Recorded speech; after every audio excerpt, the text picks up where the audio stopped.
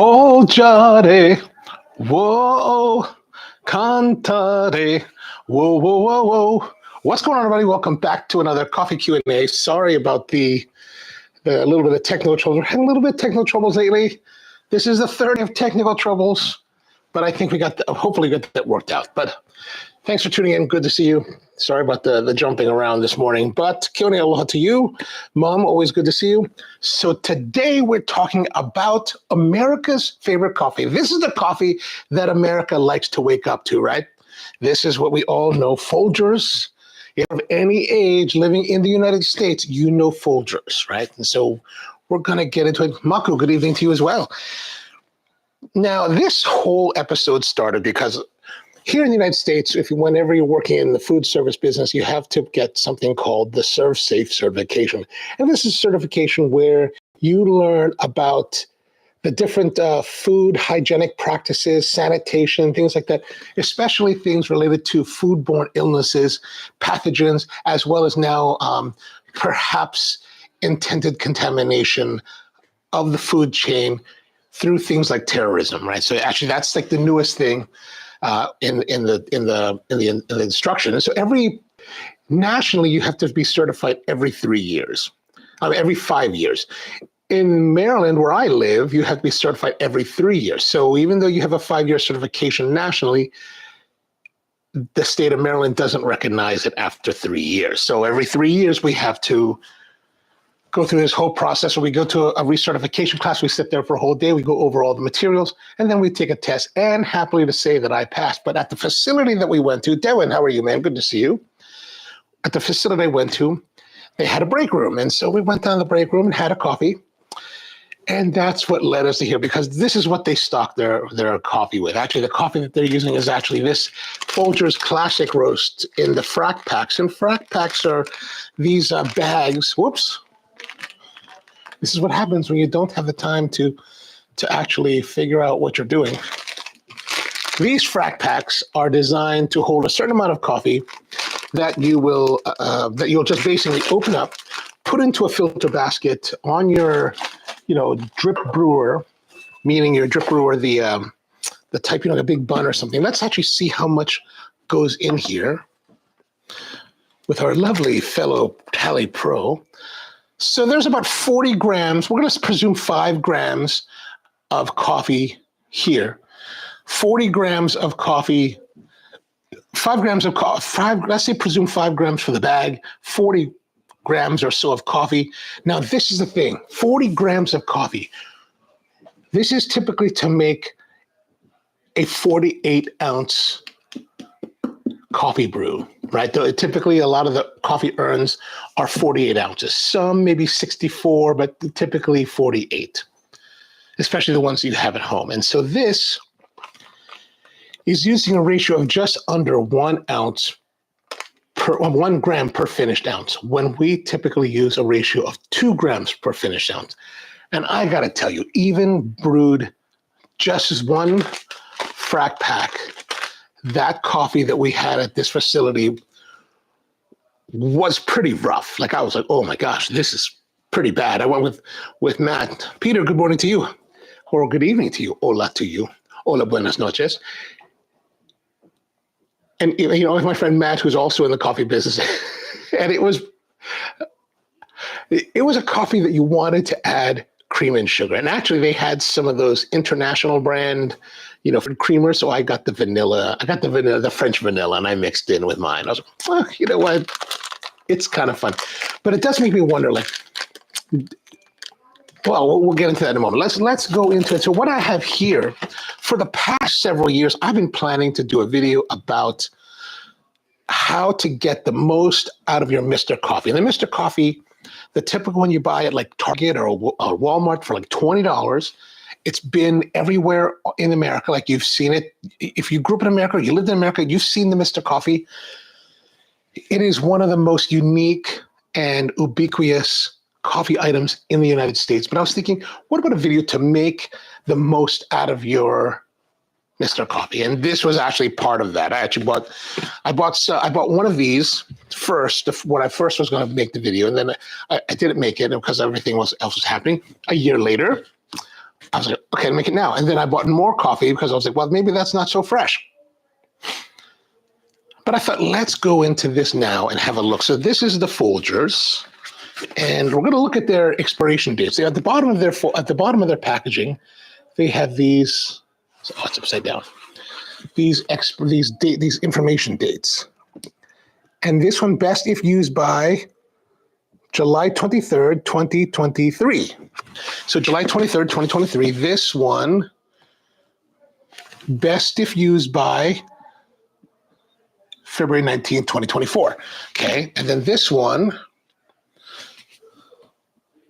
Okay, this is the first one. This I bought in 2022. Now, when it comes to these dates, oh, actually, look at that. It looks like it says is that right? 1 September? What does that say?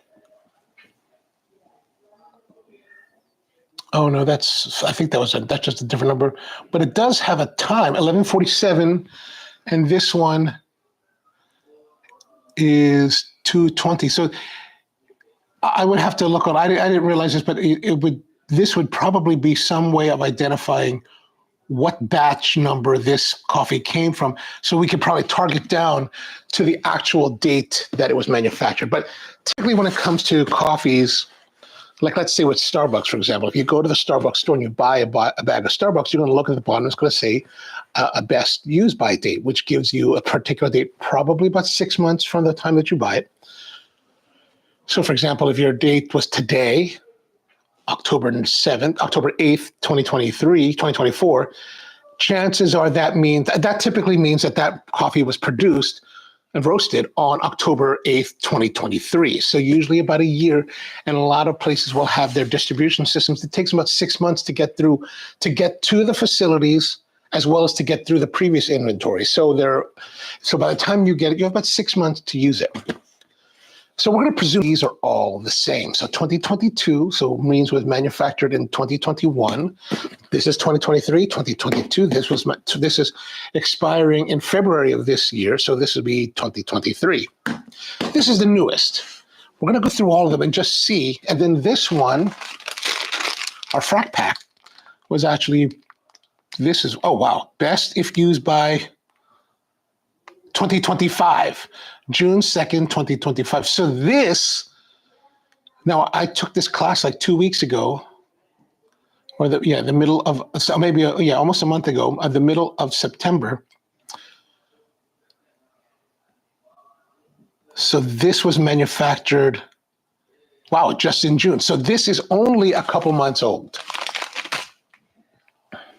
We're going to presume, based on our thoughts. Okay, so I think I've opened all of these. Let's go to the first one. This is the 2022. I mean, it's rough. There's just no doubt about it. It's just a rough smelling coffee. Okay, that's the oldest, produced in 2021. We're going to go here. This has the aroma seal. This, I think we already broke this. Oh no, we didn't break the seal on this one. Okay, we're not going to break the seal. I'm going to save that for the video.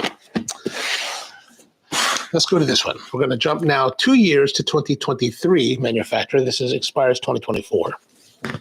This one I have opened. And it is similar. I mean, the aromas are similar, but let's look at the coloration, right? I noticed this when I was thinking about this before. In person, it's a little more, it's much more apparent. The newer version is darker, has a darker roast profile. You can kind of see it in the video. And you could smell the difference. Now, I had opened these at one point when I was planning on making the video, and it was a much more fiercer experience. And I think that this newer version is worse. It had a more distinct impression than the older one. So I don't know what's changing in the world of Folgers, but it definitely has changed. So what we're going to do today is that we're not going to mess with those. We're going to put those aside. we're going to see about, can we make this fresher Folgers Classic Roast, can we make it in a way that will be compelling and interesting and perhaps good? So let's figure that out. Now, they say that if you go to Folgers' website, they tell you, one thing that I must say, that is the advantage of some of these larger commercial roasters. These guys are spending millions of dollars, millions and millions of dollars to make a very consistent product. It may not necessarily be a product that we want to drink, within our group of like coffee enthusiasts, but they do spend millions to do it. And one of the things that I must say that is interesting about the big commercial roasters is the consistency of their grind. They are able to get incredibly even and consistent grind. It's just amazing. It's really, from a technical standpoint, it's truly amazing what they're able to do. Even when you're like, when you're going through your, and I'm going to guess, but even when you're going through these jars, by the time you get to the bottom, you're really not going to find a lot of dustiness, because I think that what they're using these massive roller grinders in super industrial level, more than any like specialty coffee roaster is going to be using, right? And specialty coffee roasters, they don't want to go through that hassle. They want to give you the whole bean so that you bother with the grinding, because roller grinders, which are the true industrial ones, and basically they're these big rollers. If you can imagine what a planer, if you know what a wood planer looks like, a big wood planer, it's kind of got these roller grinders, that big long rolls where the coffee passes through it. And it grinds incredibly consistently, incredibly even. And it's really the way to do it on a larger scale level. Instead of using like a Malconic VT6A,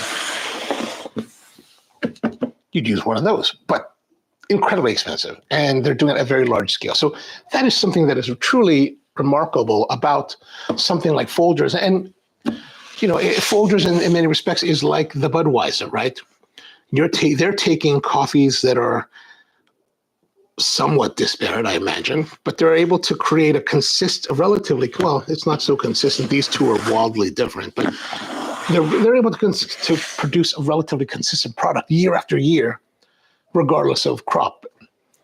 There is a testimony to that. There's a true craft and science to being able to do that we should, I think that does need to be respected by coffee people, because, a lot of people in my sector of the business for the last 10, 15 years, they've been poo-pooing all of the blends. I thought, blends are for like bad quality, but that's not true, right? Blending requires skill. Blending requires knowledge. Blending requires craft. It's so much easier to go to a farm, find an interesting tasting coffee, bring it to your roastery, roast it, and release it just as a single origin, than it is to actually create a blend and then be able to make that blend consistent, not just year after year, but also on a weekly to monthly, regular, quarterly basis, because your product availability may be changing. And so how can you take your range, what's available to you, and create that into a consistent product that your customers can rely upon? Right? And that's one thing that Folgers, I must say, will do very well, is that they're able to produce a product that their customers and there's a whole bunch of people, I'm sure, that are wildly enthusiastic about this coffee.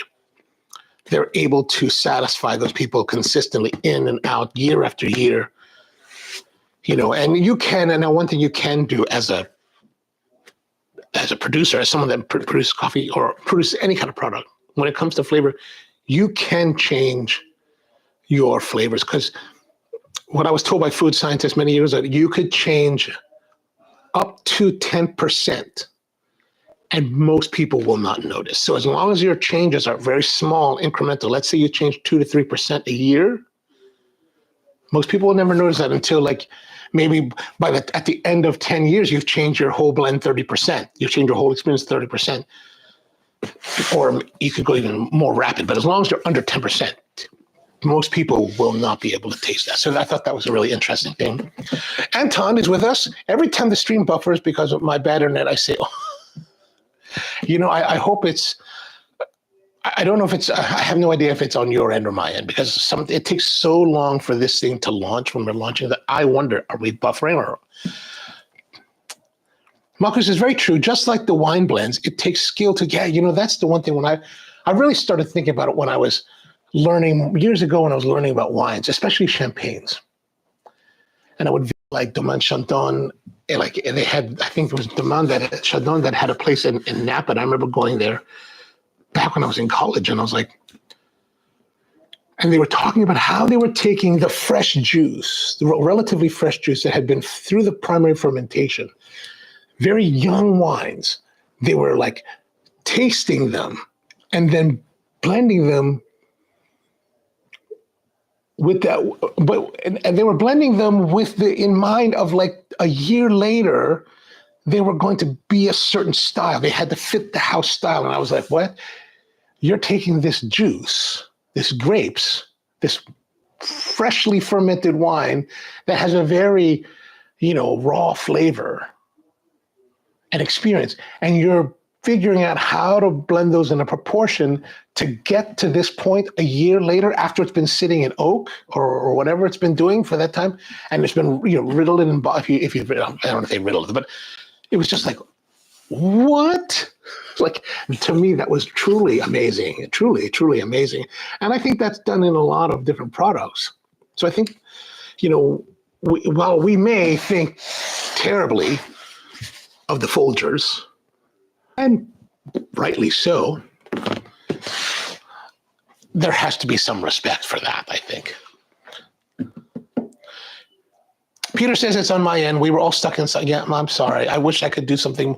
I am doing the best that I can technology-wise here. What I don't have in this location is a way to actually hardwire the laptop to the internet. When we get to our new facility, I'm going to hardline it in so that it all runs through Ethernet wire into the router and sends it off to the internet. Otherwise, I don't know what it is. I mean, I'm running this whole system on its own dedicated network, meaning that I have a whole separate router account or a whole separate internet account for the house. And I have a whole separate account for, well, it's really the shop's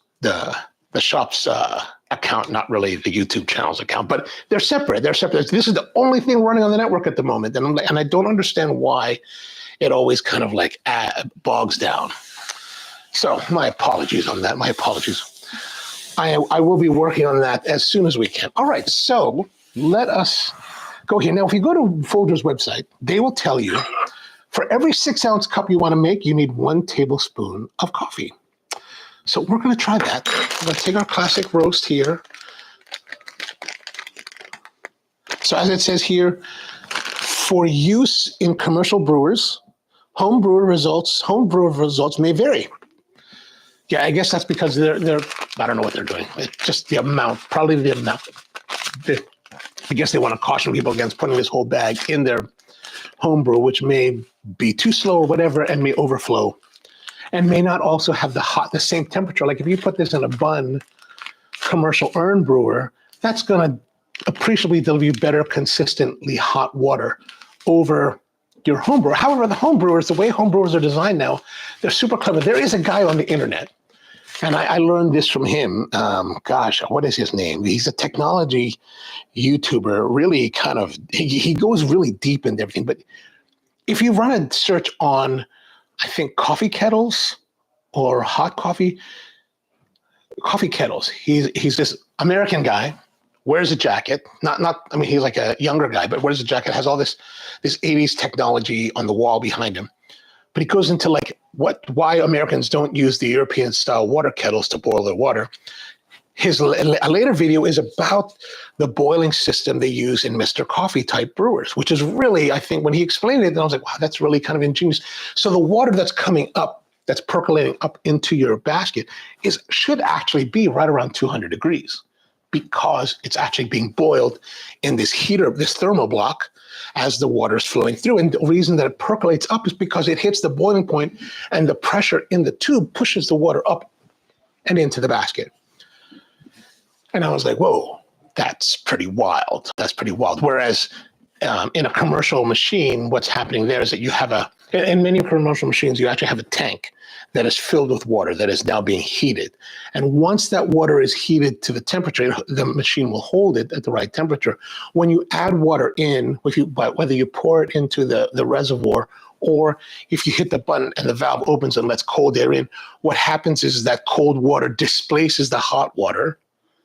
I don't know if it pushes it up or down, but basically it displaces it. I think it pushes up, and then that hot water, is then sent to the basket. So if you're doing a pour over, if you're adding water to a boiler system like that, it will only dispense as much as you add because it's just displacing itself. Whereas if you use the piped in water, you hit the switch, then there's actually a flow meter that measures how much water it's letting in before it stops again. Technology connections, exactly, Marco. That guy, like, much respect to that dude. Like, he's kind of geeky, and I really find his videos to be really, like, informative about things. And I was just like, when I saw that video, I was like, whoa. Had no idea that was the technology. Like the older school, like I have a very old school Mr. Coffee that I think was before this technology. And I think I did like the way they did those. And what I like about those older machines is that if you wanted to use them, you can cut off the power to the hot plate. Whereas on the new ones, because of the way they're all integrated, you cannot shut off the hot plate. Peter says that Australia has the worst internet. Oh, I'm sorry. We use Telegram. And Anton says Germany is also very behind, but not that bad. Oh, really? I thought Germany was pretty far ahead. I know a lot of places in Asia are like crazy fast and for crazy cheap money. All right, so let's go see what we're going to do. We're going to open this Folgers bag up. We're going to see what it smells like. And then we're going to try to brew. So let us open the bag. Here it is. We need some scissors. I'm really a scissors guy, even though I know you can tear this frack pack and it's designed for tearing. Oh, Germany is terrible. Oh, I'm sorry, man. I'm sorry to hear that. Okay, so there it is. You know, compared to the other stuff, it smells rather benign. And they're both the classic roast. All right, let's look here. You can kind of see in here. You can kind of see. Let's put it into our little, oh, I know, we'll put it into this. Where is it? Where are you? My favorite container, which is gone again. I just saw it yesterday. There's always something. Let's put it in here. We'll put it in here. So this looks pretty dark. I think it looks as dark as the newer stuff, right? This is the one from 2024. Yeah, look at that. That's the same roast profile, right? Look at that. Now we're talking at least a year, almost 2 years of separation in the coffee production, and they're very consistent. And look at that. That's hyper consistent roast. Very nicely done. And how does it smell?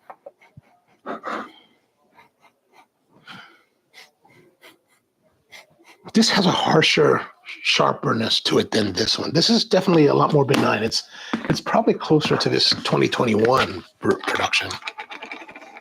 No, that has a pungent funkiness to it right here. Let's see. You can kind of see there is a difference in shade. It looks a little bit slighter here. I think that's because this is white and this is red. All right, so there's our coffee. Maku says that the title of this Folgers, it smells rather. I think when it comes to this coffee, it's probably a good thing that it's rather benign. Now it says that we're going to take 1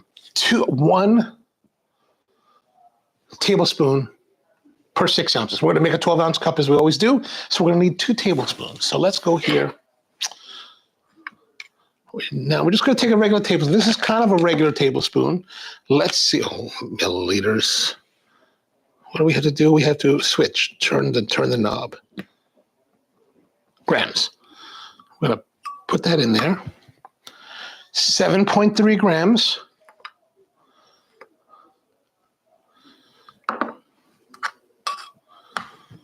14.5 grams. So this is the recommended for what we're doing. I wonder how much we have left. Actually, let's see how much we have left here. I'm going to put this back in the bag.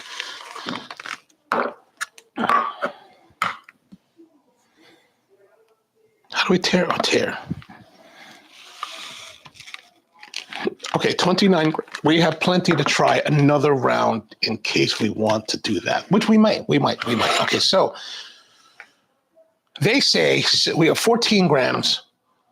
We're going to make a 12-ounce serving. We're going to see what happens now. We're going to take our little thing here, and we're going to work with a brewer that we're kind of familiar with, right? We're going to go to a little bit more specialty coffee-style brewing. We're going to use the origami today. So I've got the origami here, and we're going to use our origami base, which I think is wildly handy. Like, it's really worth to buy the base. Put that together, push it like that.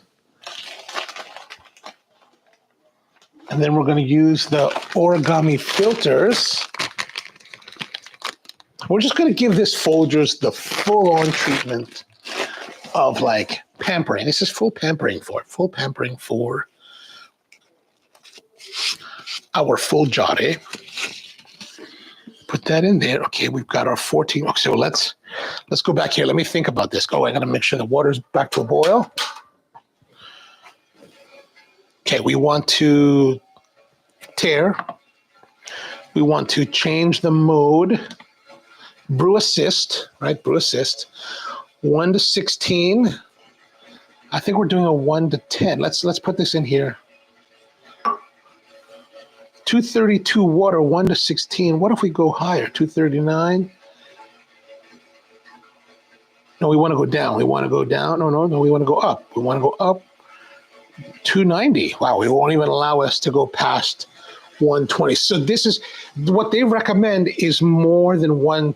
It's probably 120 something. So we're going to go to 120, and then we're just going to go farther because you know what? This is what we do. This is what we do here, right?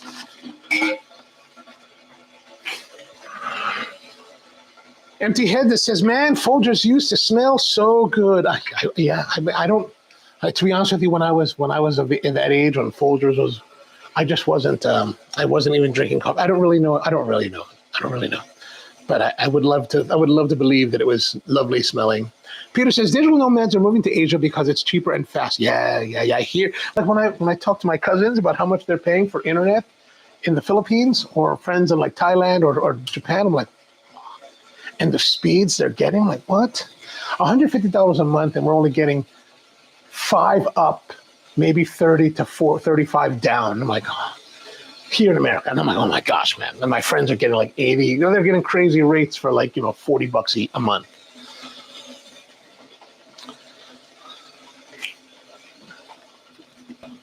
America, what we lead in is the cost of living.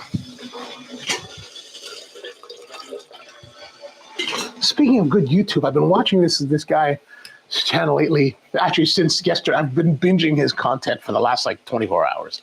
Actually, only for the last maybe 8, because I started watching like around 10 p.m. last night. A guy named Hooked on Wood. This guy named Dennis. He's I think somewhere. I don't know if he's in Germany or if he's in Sweden or maybe he's right on the border. But he is like, if these European guys, at time you European people, man, you guys know how to like make it look nice. Like his workshop is fabulous, just like, and he's buying the highest end of equipment. I was like, whoa, like, my gosh, how can I get to be like that? Like, if you look at American YouTubers that do woodworking, I mean, they have nice workshops, but it's definitely not of the style that this guy's running at. It's like, man, this guy's all about the style. He's beautiful work, but a lot of style, man, a lot of style. So I'm so like into that. Okay. Let me zoom in a little bit more if we get full on zoom. Yeah, empty head says back in the 80s, and I believe it. Marcus says that should be the title of Folgers review. I skipped over the other stuff. Okay. Keone, I still remember the old commercial in the 60s that featured the housewife brewing coffee in a percolator and the music. Oh, I love that. Okay, so we have to press the timer button, otherwise I'll forget.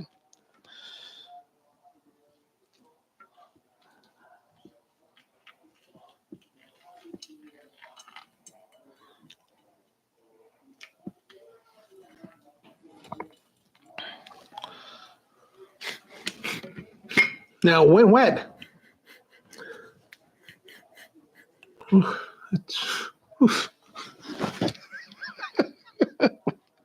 it has that smell that you really want to have the French vanilla creamer. This is the smell of French vanilla creamer, right? No bloom. Hey, well, yeah, no bloom. Yeah, there's no. We just want to let it. We want to follow our standard practices, right?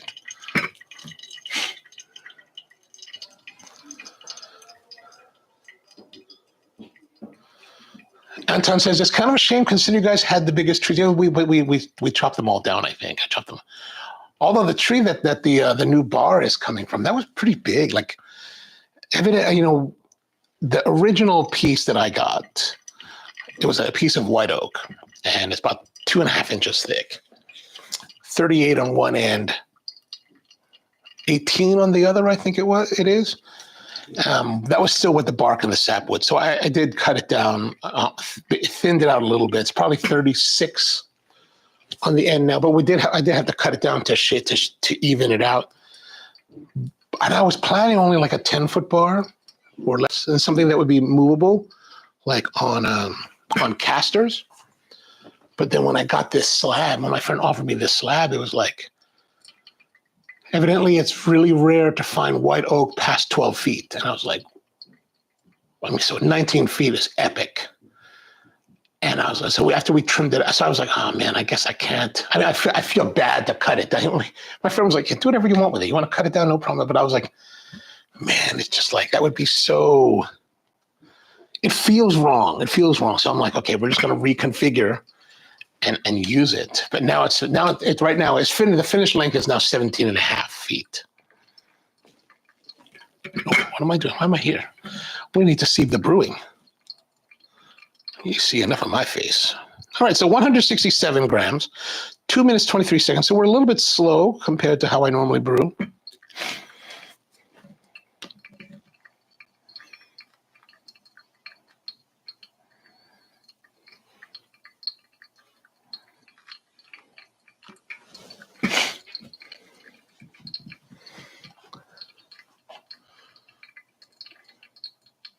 Anton says that, but I guess the closer to Norway and Scandinavia, the better it gets in terms of wood. I don't know if that's a literal statement or a reflection of the relationship between the Swedes and Norwegians and the Germans. I will not delve more into that. Like, I had a commenter on yesterday's video talking. I just saw it. I haven't responded to it, but he was talking about we need to like stop calling Turkish coffee and bring it back to its Arab roots. And I was like, I don't know if I want to delve into that kind of cultural wars.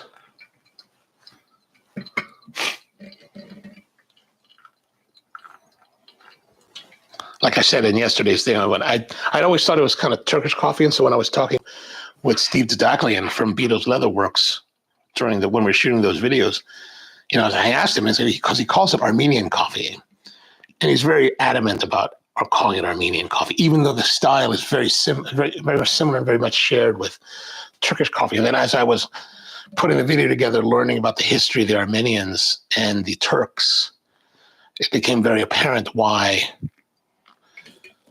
Now I've noticed here, like 4 minutes, 266, 290, it has slowed down tremendously. Like, look how much it's not falling, right?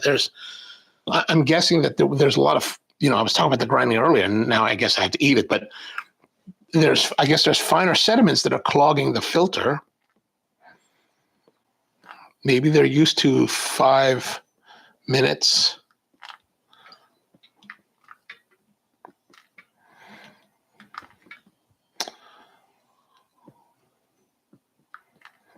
Okay, 290.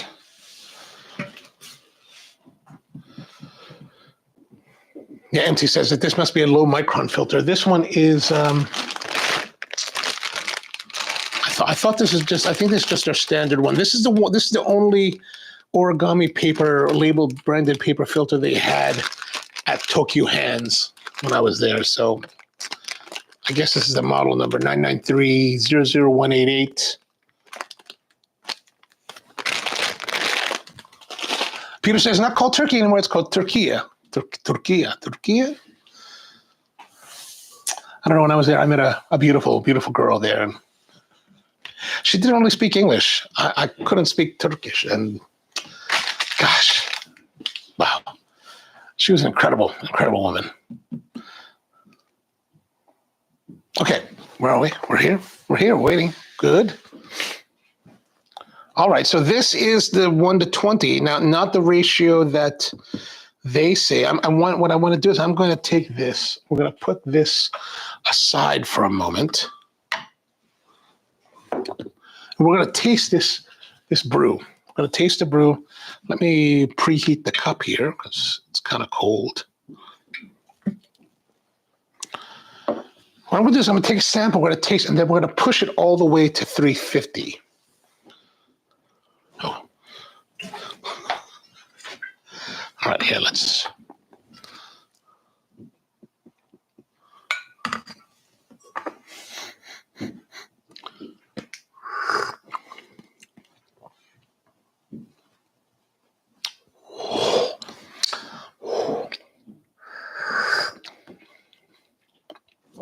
One to 20.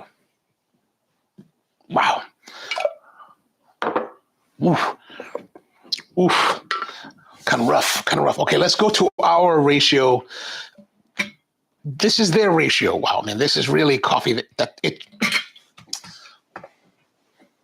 One of the slogans before was the best part of waking up is Folgers in your cup. I don't know if that's the best part of waking up, but man, you are going to be woken up. You'll be awake. You drink this in the morning after you roll out of bed, you're like, ah. And you drink this, mother of God, you're going to be awake. You're going to be awake. All right, we're going to go up to 390, 350. Actually, we're going to go 320, 343 because we just pulled 7 grams out of it. Look at this thing. It's upset that I'm way over scale. Oops, a little bit more. All right, that's good. 347.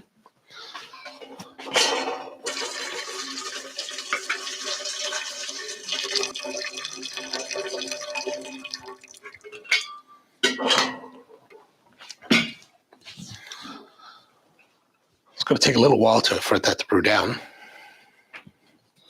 But 347.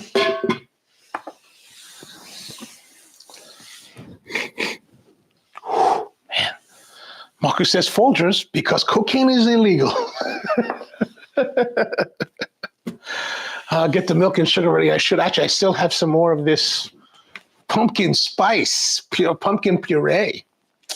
Should just mix that in. I don't have any cream here. I don't have any milk. I didn't bring any milk. I intentionally did not bring milk down here to do I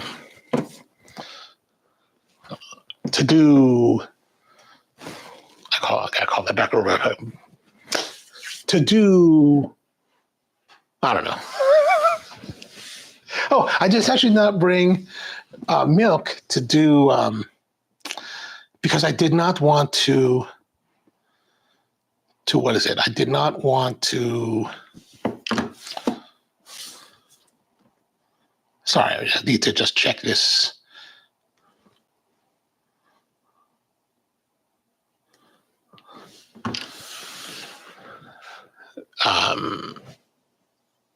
Yeah, because I did not want to. What do you call it? Oh, I don't know. I don't know what I'm calling it. Let's get rid of that. Oh, because I did not want to be tempted to put it in. We have to feel the full power and force of the coffee, right? Anton says it's filming nicely, so at least the visuals are good. Americano the Folgers. What would that be like? I don't have the machine running. The machine's, even though it's sitting here, it's actually off. I tend to keep it off. All right, let's get some fresh. Okay, let's go to our regular tasting cup glass. You remember I broke that one, the one that was. This is the cracked one. I broke the nice one. I did finally get a whole box of them. I called up the wine source. My buddy's there, and they ordered some for me. All right, here it is. You can see it's a little bit darker, right? Oh, and that's one thing I wanted to mention. It's like they're using less, but it's still really fierce, right? Like it's fierce at a very strong dilution. And this is really diluted, right? This is what they would recommend brewing it. 12 ounces.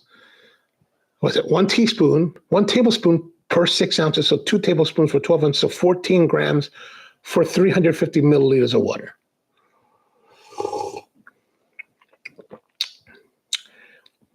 It's not as brutal as the 120 ratio. It's much better than that. I mean, it's smoother now.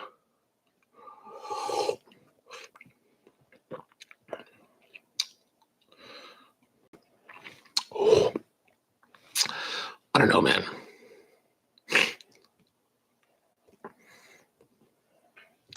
Gray Suits with us. He said they've added more Robusta and it tastes worse. Oh yeah, that's definitely Robusta. Definitely. It's like the worst of Vietnam. Definitely, that's exactly what it is, man. I'm glad you said that because I hadn't really thought about it, but yeah, definitely it has that Robusta punginess, that kind of tightness that kind of goes on your palate. You're just kind of like, oof. Good point. Keone says, I did a pour over with the Liberica the other morning and was surprised at how burgundy colored the brew was. Very interesting taste, unlike the Arabica or Robusta. I'm presuming that you're talking about the ones you said, because Billy sent me a picture of this place from Commune, owned by a girl I know named Roz in Manila. If you're ever in Manila, go visit Commune. Really nice little shop. And that's the Liberica I talk about. Notes of chocolate and calamansi. And I was like, whoa, that sounds really delicious. And Keone was like, yeah, it actually gets that flavor. I was like, whoa, how do I need to go there. I just need to go back. It's been over a year, so.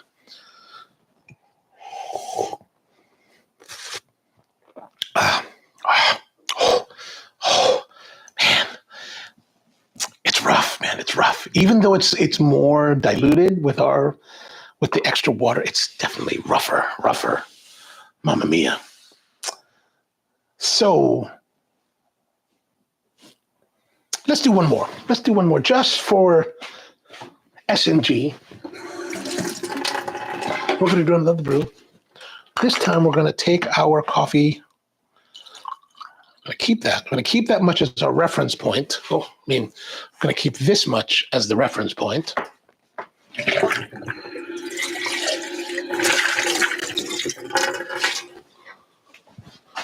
And oh my gosh, it's so fascinating. Like horrifically fascinating. Okay, here's our cup back.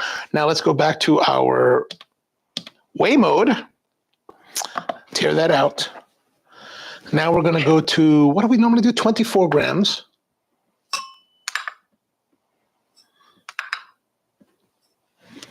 Let me turn the heat back on.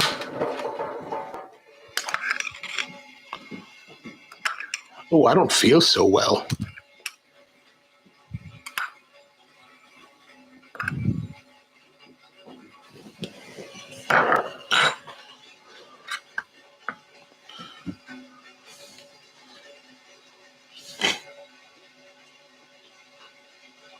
Okay, 24 grams.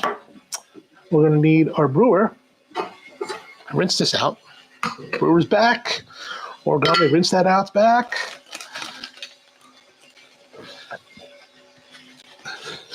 Folgers poisoning. It could very well be. It could very well be. Anton says it. Oh no, here we go. I like Robusta. In Cologne, there's a Vivaldi. It would be Vivaldi. Vivaldi, is that correct? Vivaldi. Is that supposed to be like Vivaldi, the composer? I know the spelling is different, but is the pronunciation similar? Is that right? And they have a very nice specialty Canfora from Ecuador. Definitely, yeah. I've had really lovely Robustas over the years, and there's a lot of producers that really make some nice ones.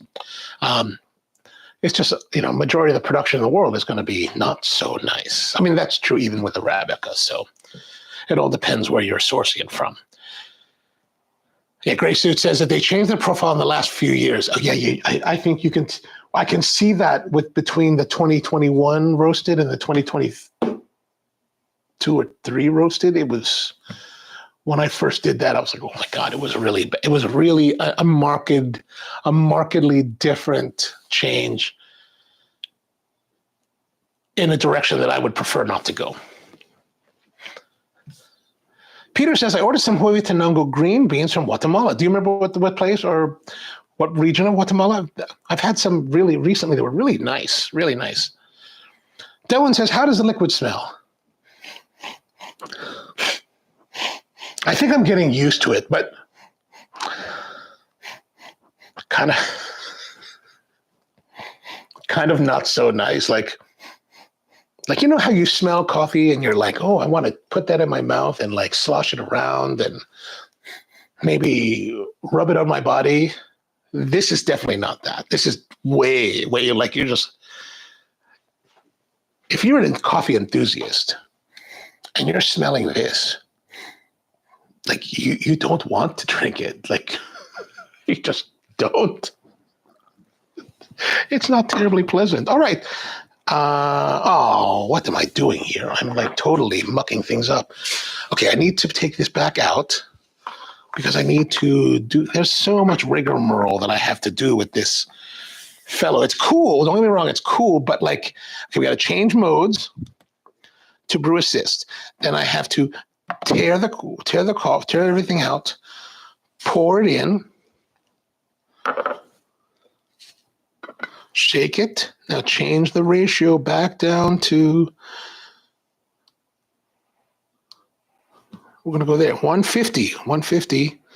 Yeah, 350. Okay, we're going to go there, right there. That's it. That's going to be 1 to 14. That's going to be our ratio. Yeah, we did theirs last time, but now we're doing ours. Okay, so we've got our brew. Let me get the water together again.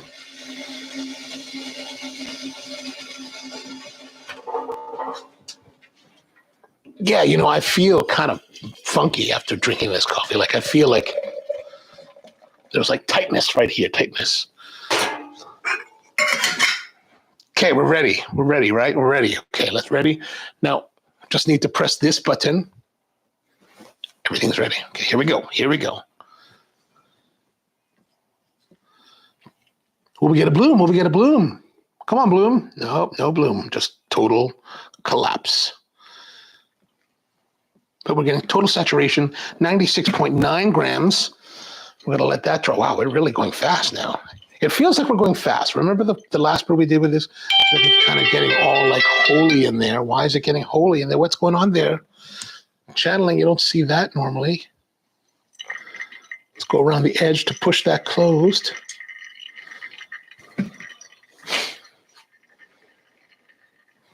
On 21, 40 seconds.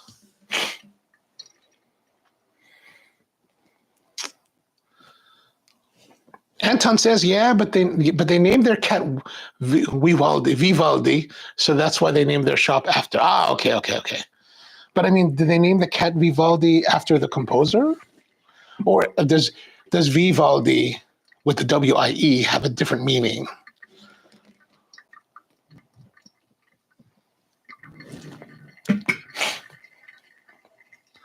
Peter says it's the Huaycape farm in Guatemala. Oh, that's so interesting. I wonder why they called it Rouge Capé and spelled it Kape in Guatemala. I wonder what their story is. That's so interesting the way they spelled it, because that's a very much like a Southeast Asian type of spelling for capé. Yeah, Tom says you'll get used to it. Will we? Well, I guess we will. I guess if this is the only coffee in the world. Actually, if this is the only coffee in the world, I probably would not be drinking coffee. And actually, when I was growing up, this was the coffee, like Folgers, Maxwell House, Taster's Choice. And I never liked coffee. Like I hated it. I just despised it. Like I would never drink it. I drank tea, hot Liptons, a little bit of sugar, a little bit of honey, a little bit of cream. Oh, just very nice, very nice. That was what I drank. My Hanai, or adopted grandmother, my foster grandmother here in America, that's what she drank. Her husband, my adopted grandfather, he drank a lot of coffee, but she drank tea, so I drank tea with her. All right, we're 2:51, 2 minutes, 32 seconds. We're getting that slow down again. Right? We were really fast early on, now we're slowing down. No, they probably named it after the composer. Okay. Looks nice, this foam. The only good thing about Super, it's that Robusta, man. That Robusta gives you a lot of foaminess.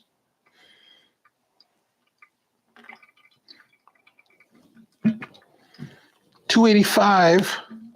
We're at 3 minutes, so we should be pushing faster. But I'm not pushing harder because it's not falling, right? The water level is still holding at this spot, and it needs to fall faster. But so we're going to probably be closer to being over 11 minutes. I mean, 4 minutes.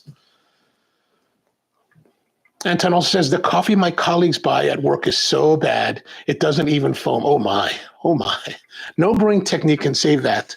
It has so many fines, it even stalls. Oh, wow. That's terrible. Yeah, like I'm really surprised at how stalled this is.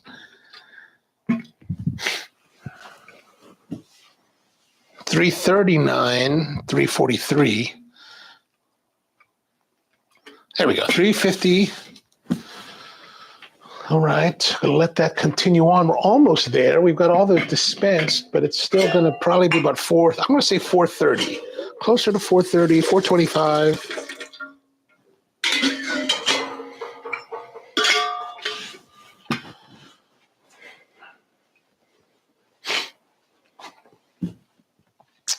My cousin loves to call this Folgare. You know, it gives it a little bit more of a flair, a little more sophistication, kind of like when we go shop at Target.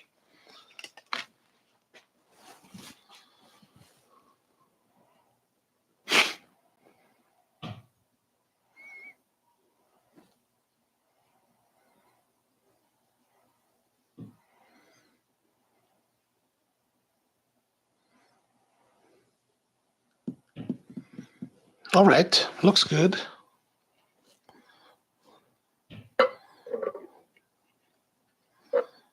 Okay, I think that's it. So we're at 4 minutes, 45 seconds, something like that.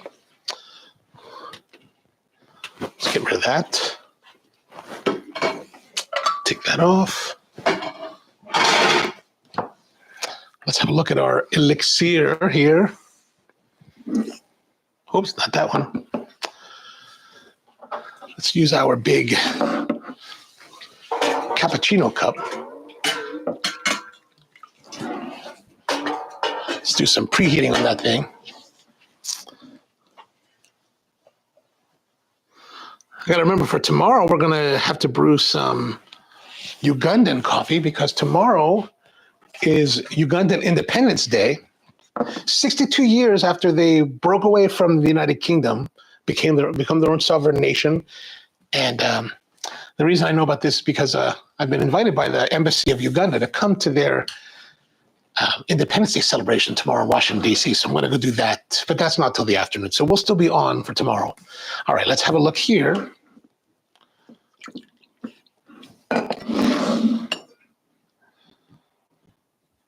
So this is going to have a heavier brew ratio than this one, right? This is about 1 to 14.5. This one is 23, one is 23, something like that.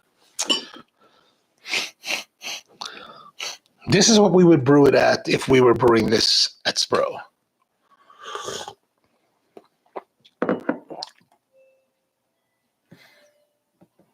Now, I don't know if it's a question of me becoming used to this now, like I've drank enough of it that I'm not as offended by, but I feel like it's not so offensive. Actually, it's richer. It is richer. It is not thicker, but it's richer. It's more well-bodied.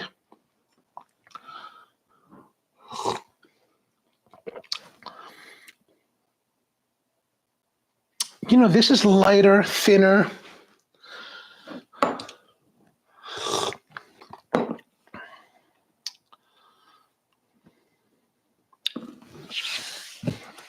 This is actually better. The higher ratio coffee, which I would have thought would be far worse, like absolutely, utterly horrific. Now, I'm not saying that it's great. Like, it's not great coffee. Like, it's not a cup that I'm going to be rushing to in the morning or at any time of day or night. It's a coffee that I think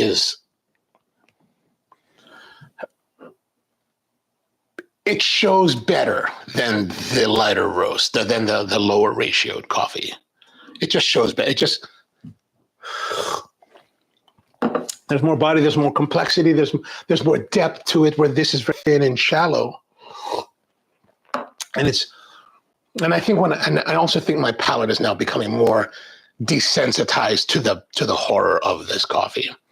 So that's, I think, part of it. Maybe that's what it is when it comes to, like, you know, people that drink this on a regular basis. They drink it enough that they're desensitized to the horror. Like, if you live in a war zone and people are getting blown up around you all day and night, maybe you get desensitized to that. Maybe that's the same. I don't know.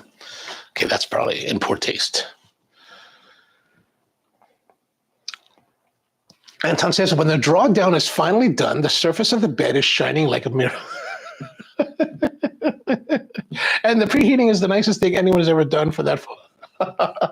You know, you have to treat, even though we may not like the coffee, even though we may not think it's the best, we have to treat it with respect, because you know, especially in the specialty coffee world, like, there's so much, like, verbiage spilled about all kinds of pontificate. People are pontificating about all kinds of stuff, talking about respect to the farmers, respect for the hands that have done all this, blah, blah, blah, blah, blah, blah, blah. But the truth of the matter is, no matter how difficult this coffee is,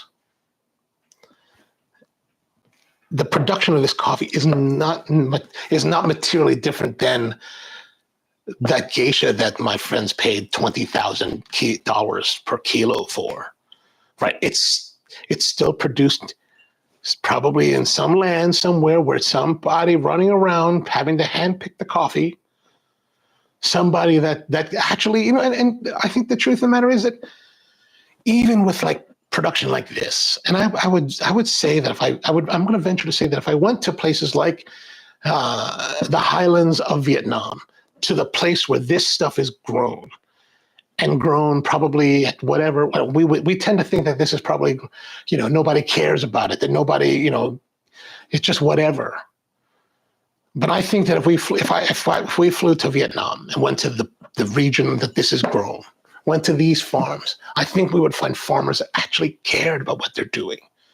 Maybe they're not producing with the best techniques. Maybe they're not producing with the best processing. Maybe they're just harvesting the coffee and selling the cherry. But they're spending their life and energy to produce the coffee in some manner. And I think that especially how people forget that. Like, they think that if it doesn't meet their ideal of, like, beauty, then it's not worth it, that it's not worthy, then it should never be considered, that the people that are doing it are inferior, and everything about it is inferior and less than. But really, the people that are producing this coffee deserve as much respect as those that are producing the geishas. And probably even more so, because a lot of the people that are probably producing this kind of canephora coffee are probably way poorer, more desperate situation or more difficult situation. At least I remember we were in Guerrero, Mexico many years ago, almost 10 years ago. We were there and we were working on this mountain, like the same mountain that I was telling you guys about, that farm that we went to that Todd Carmichael went to on his television show. But we met a whole bunch of farmers on this mountain, went to visit a bunch of them. And, a lot of them, they want to produce nice coffee. They want to produce a nice product. They want to sell that. They want to provide for their families. They want to feed their children tomorrow, right? That's important, right?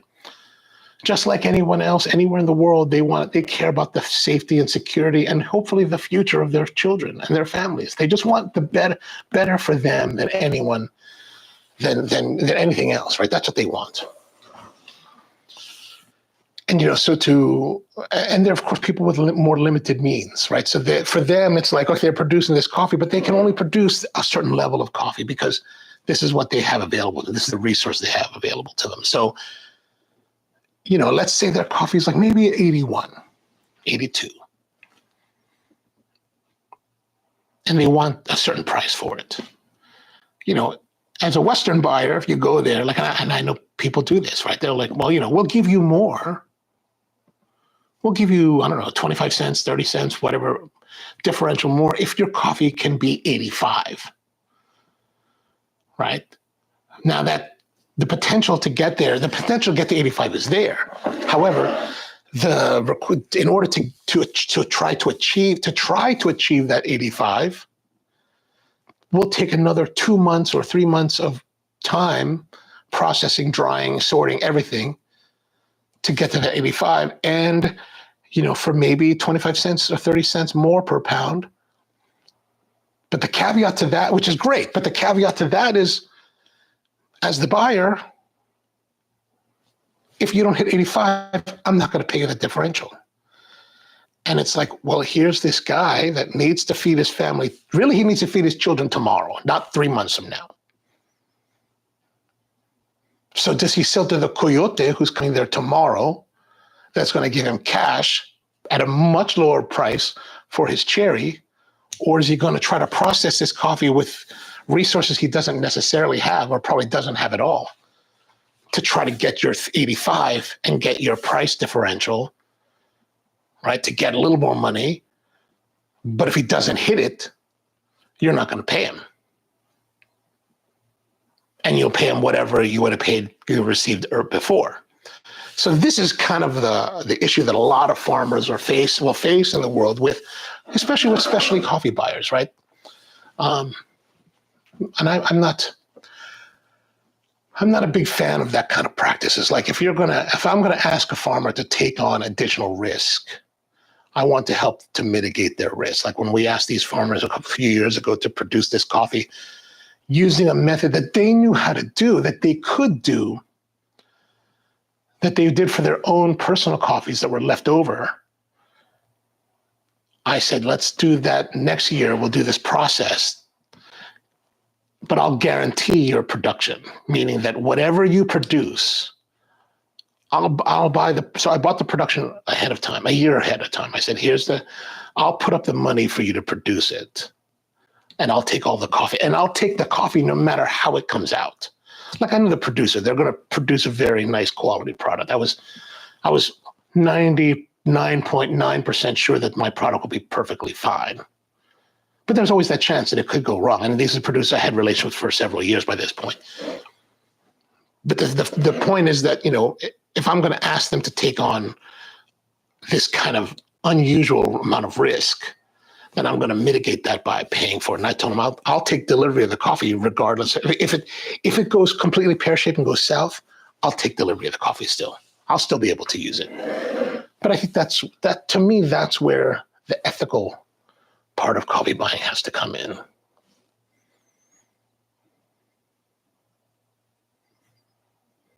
Let me just catch up on what you guys are saying.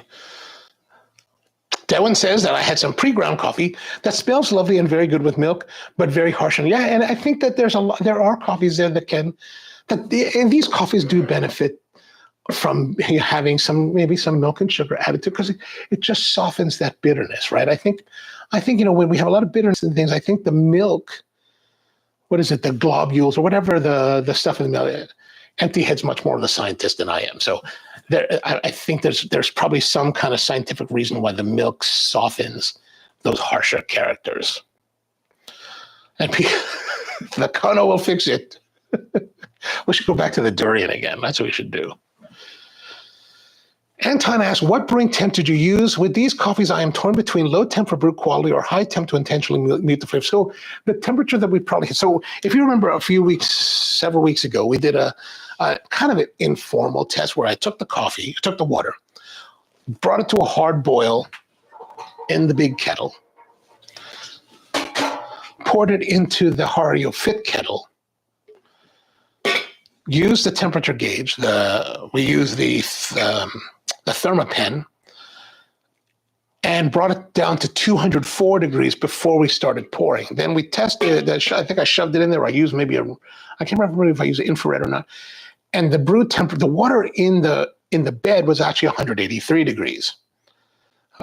So yeah, that hard boil, 204, and then it turned out to be 183 after everything had kind of like brought the temperature down. So that's kind of where we're probably started, right around 205, maybe, where we started the pour. I'm guessing. And so it kind of makes me question, like, if we, like with these automated kettles, right, the ones that bring to water temperature. In my mind, I'm wondering now, it's like, if you're programming 198 here, and your coffee, let's say your house is 74 degrees. Everything is 74 degrees. You hit it with this 195, 198 water.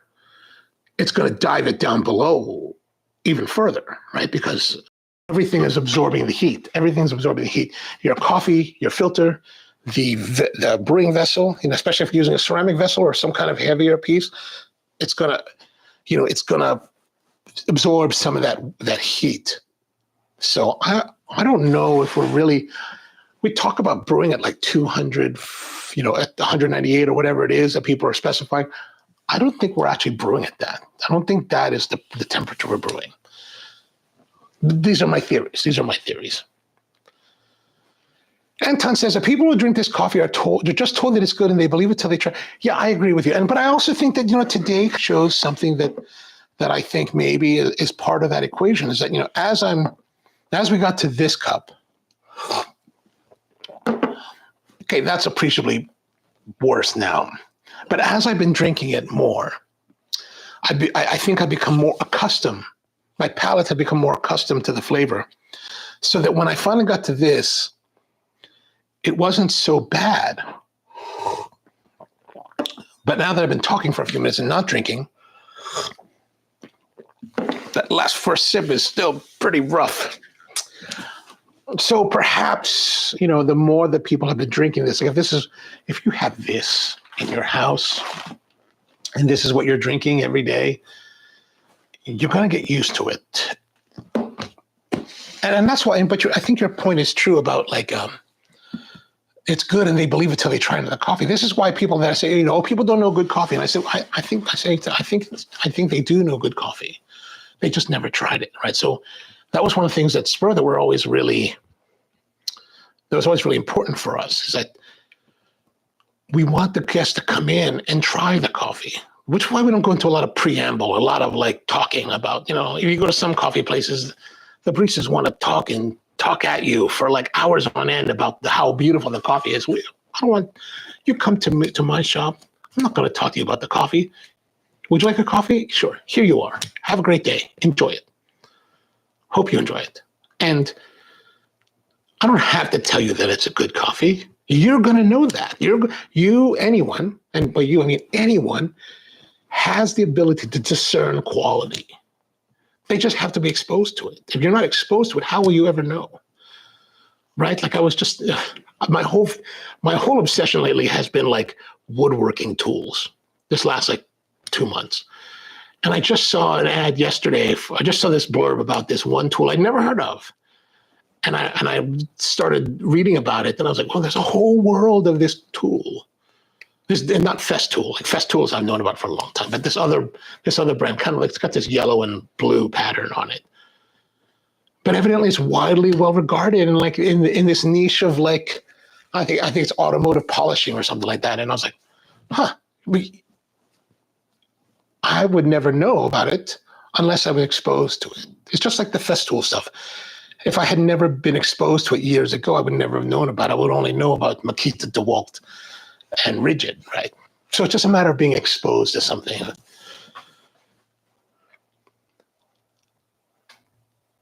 Peter says, you coffee snob, drink up your full. Okay, we'll drink some more.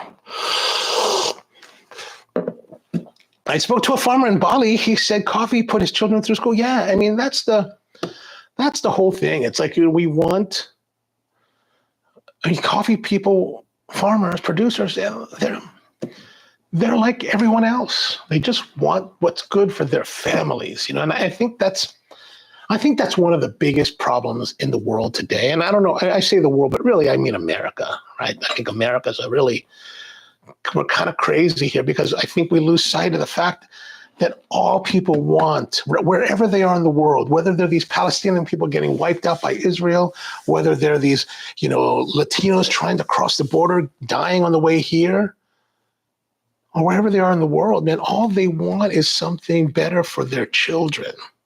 That's it. Like, I don't understand why Americans don't understand that, like, hey, why would these Latino people, and I know people that have done this, like friends of mine, people that I consider my friend, have walked from El Salvador to Maryland. Walked. I mean, one guy walked here with one of our other friends who died on the way here. She died on the way to the United States. He carried her body for 4 days.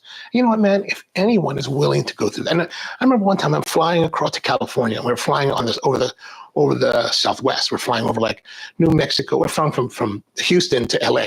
So we're flying through Texas. We're flying through New Mexico, Arizona.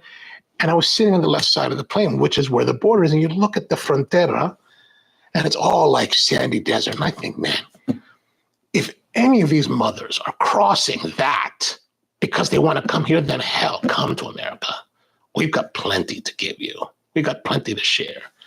But why are they coming here? They're going to leave their countries, leave their families. Why?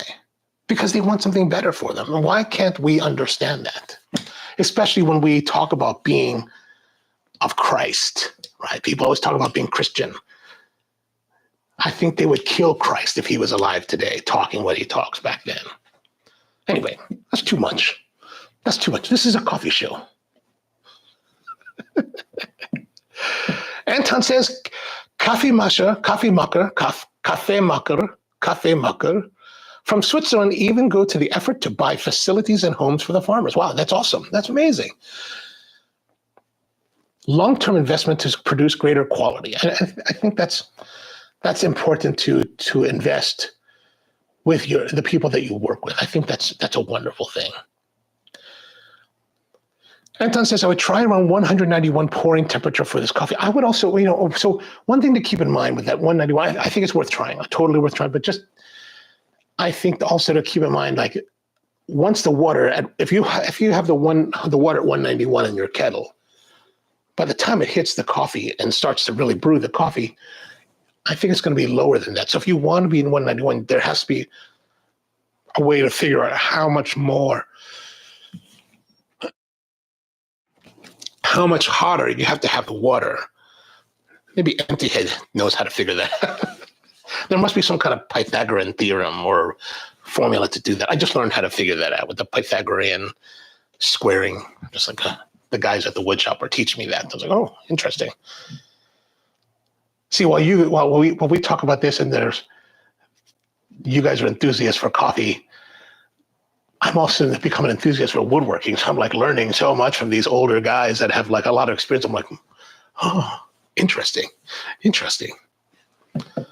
Anton says, I noticed dark roasts seem to get much worse cooling down. Oh, do they?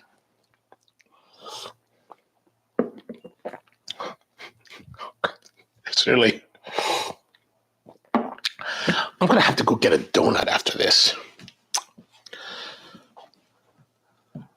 Oh, nice slurp. Thank you. I'm glad you like the slurping. Rusty's with us. What's up, Rusty's? Folgers, man, I got to catch the...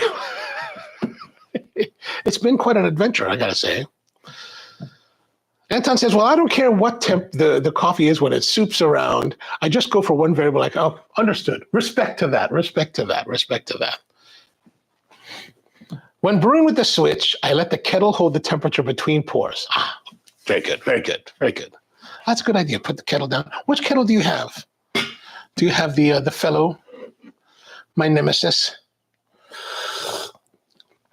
I'm thinking about doing a video that I think we're going to borrow Matt's.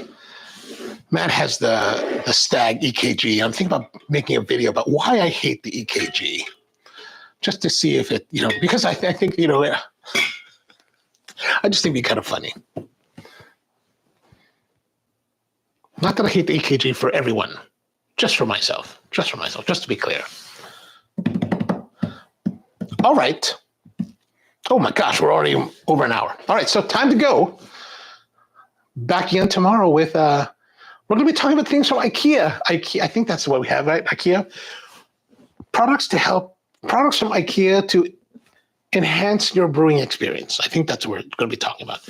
Anton says, it's the Bonavita Electric, has a hold function. I love that Bonavita Electric. I really like that little one. It's very economical, does a great job.